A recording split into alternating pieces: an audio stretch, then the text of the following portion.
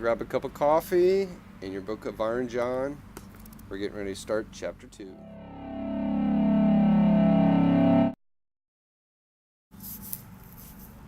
So last time we summed up the story that the boy had to separate himself from the structures of authority, morals, and values that he had accumulated as a child, and also separate himself from the safety and security and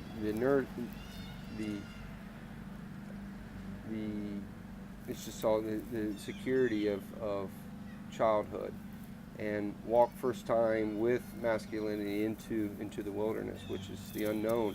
And so I just wanted to cover the end of that story real quickly before we continue. The boy who really did want his ball back threw caution into the wind, went into the castle, got the key. The cage door was not easy to open, and the boy pinched his finger. The boy ended up with a wound on his finger, and that's going to be important in the next part of the story. So as we walk into the forest, the Marion John, sets a bed up and says, hey, this is your home now, and gives them some responsibility. And he takes them to a pond, and this pond is very clear, and actually has golden fish and golden snakes swimming inside of them. And he says, you have a job to do. You just sit by this little pond and make sure nothing contaminates it. And so the first day he sits there for a good long period of time as Marion John is not there, and he starts to fixate on his finger, his wound, the thing that is really hurting him, and unintentionally puts his finger into the pond, and it turns into gold. And he initially is startled by this, and as the day comes to a close, Marion John comes to pick him up, and he hides his finger behind his back, and Marion John knows what's going on. You dipped your finger into the water, and he says, well, I'll forgive you this one time, but if it happens again, I'll have to send you out. And so what the pond represents in the story is the pond, or the well of wisdom, the well of true values. It's the well of true morality, and it's closely associated with adulthood.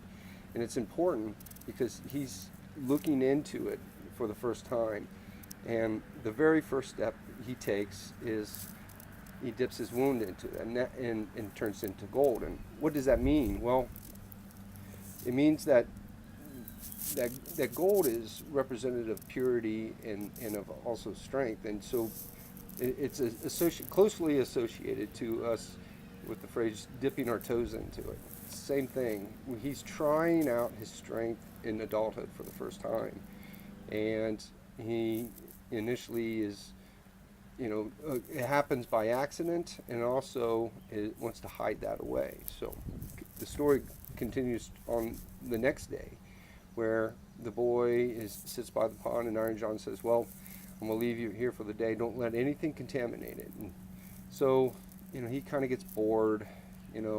He's looking at the fish, and he's looking at these golden snakes, which represent the knowledge of good and evil.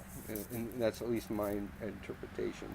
And as he does that, he puts his hand through his hair, and a piece of hair kind of falls down into it. He grabs a hold of it, but before he can retrieve it, the hair turns to gold, and he's not quite sure what to do about that. Of course, Marion John shows up at the end of the day.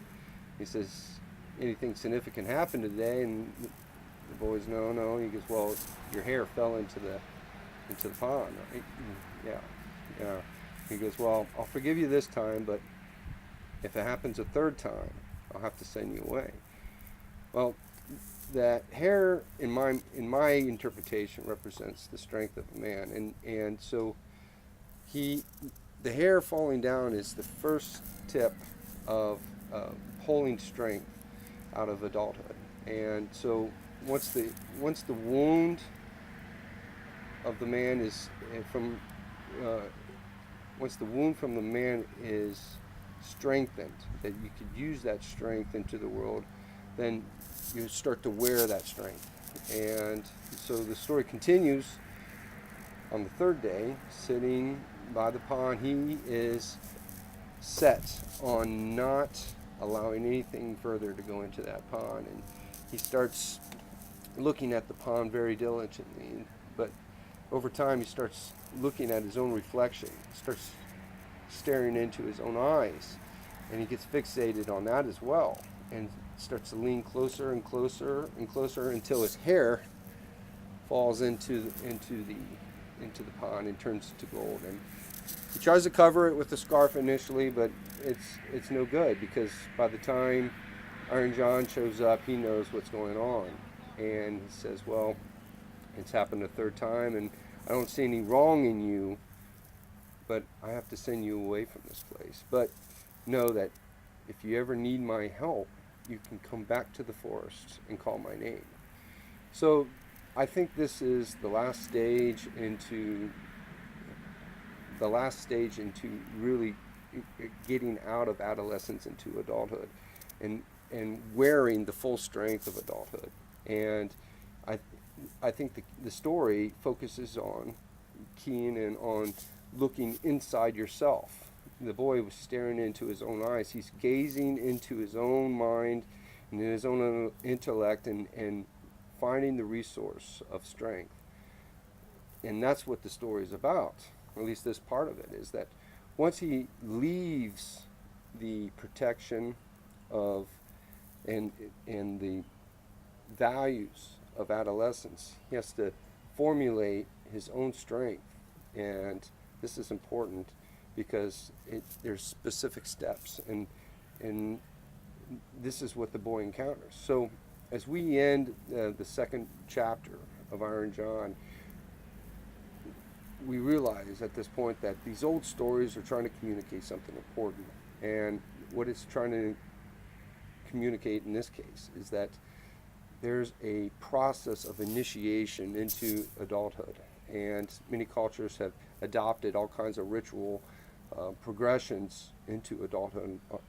But the most important thing to realize for our time, our modern man, is that each of us has a wound. And that wound, if we look into wisdom and look into true values and true morality, that wound can actually be a strength for us.